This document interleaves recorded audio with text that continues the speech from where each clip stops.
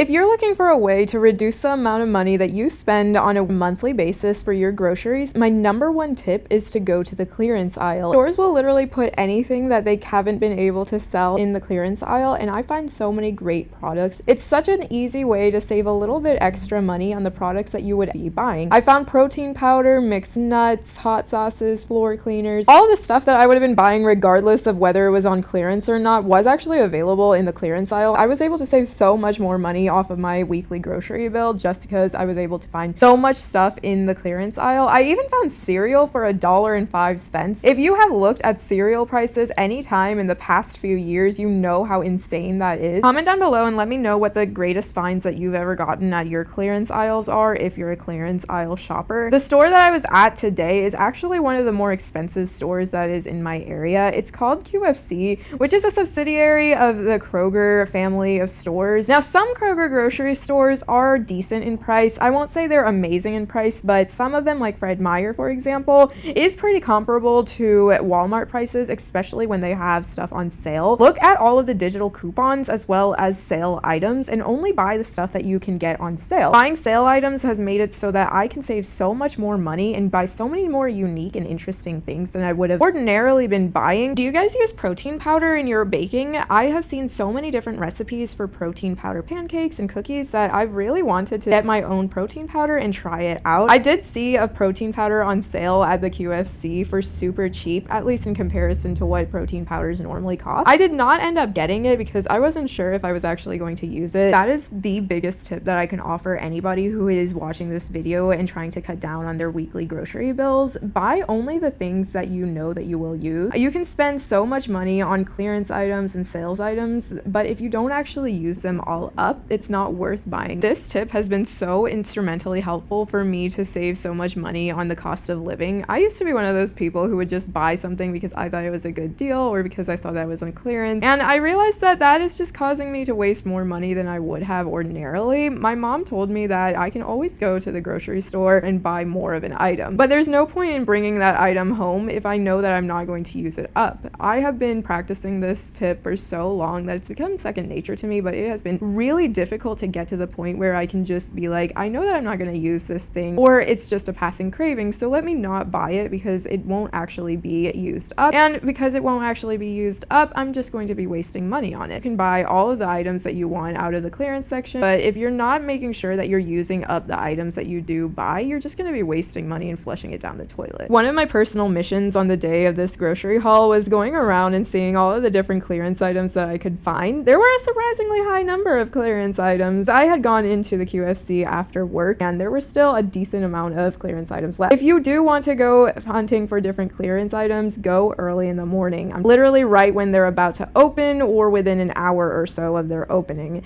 If you go that early, you can 100% find clearance items in pretty much every single section of the store, and you can shave off so much money from your grocery bill. I know of 2 people who do this nowadays. Just go into the grocery store very early and sweep up all of the different clearance items that they need, and they have both told me that they save over $50 a week on groceries just because they're doing this. That's $200 a month and $2,400 a year that they're able to shave off of their grocery bill. Now, of course, this is going to be difficult for people who have to go to work and can't just go to the grocery store very early. It's something that I myself cannot do, but I like to go in super early on the weekends because the weekends are when they have the best deals of the week, or at least that's what I think. It might be copium. What do you guys do for snacks these days? I'm not the biggest snacker, but I do enjoy making snack plates from time to time, and I'm always struggling to figure out what to put on my snack plates. I used to do goldfish a lot. I love goldfish, but now I'm kind of tired of goldfish, so I'm searching for another snacky item. I don't love crackers too much, and I don't like chips, which makes it really difficult to find savory snack items. I always use a bunch of vegetables, so I already have the healthy snack items covered. I'm looking for something that's a little bit carb heavy and fun to eat. I love going through the yogurt aisle whenever I go grocery shopping. Yogurt is one of my favorite foods. I know that is such a wild thing to say, but it truly is one of my favorite foods. I enjoy making yogurt bowls so much. My favorite yogurt bowl is literally just yogurt, some granola, nuts, and a sprinkling of nut butter. It is so good, so filling, and it's also highly nutritious, especially if you add some cut up fruit or have fruit on the side like I normally do. I continued on through the store. A lot lot of the shelves were empty. I'm wondering if it's because I went at the end of a sales week. I also really like going at the end of sales weeks. Even if something is out of stock when I go at the end of a week, I can just get a rain check. Going at the end of a sales week has also really helped me to be more mindful of the things that I'm purchasing. Whenever I go at the end of a sales week, I would have had the entire week to think about it and mull it over and make sure that whatever I end up purchasing is something that I actually want to purchase. My typical flow for this ends up being whenever the new sales week sales are announced, I look and I pick out all of the different things that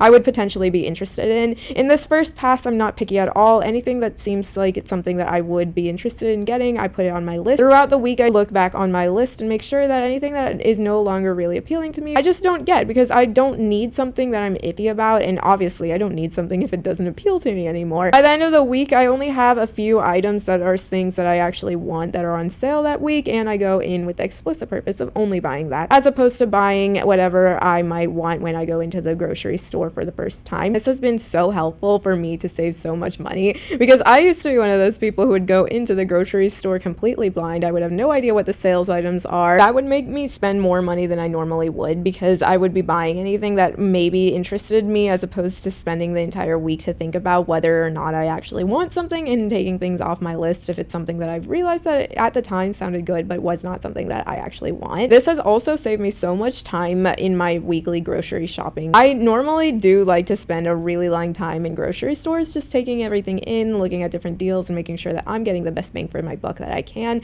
What I don't like is to look through grocery stores and get everything that I potentially would want, because I haven't seen the things that are on sale, and this allows me to do that, because I would used to just fill up my cart with all this stuff that I would want, and then I would realize that I actually don't want or don't need half the things in my cart, and I would have to go back and put everything back, and it was just so much longer and messier than it needed to be. With this new system, I'm in and out super quickly, and I can still compare all of the deals that I would normally be doing just on the items that I actually want, as opposed to the items that I think I want when I go into the grocery store. I have grown older and realized that grocery lists are actually so helpful and so wonderful, because it does this for me. The price of coffee and the price of teas have gone up so high that I'm really glad I'm not a person with a super high caffeine dependence. I don't even drink coffee on a regular basis. I will just have a cup of coffee occasionally whenever I need a boost or a pick-me-up. Most of the time when I want a treat, I just use decaf coffee, because I don't really like caffeine all that much. It does not react well with me. I avoid caffeine most of the time.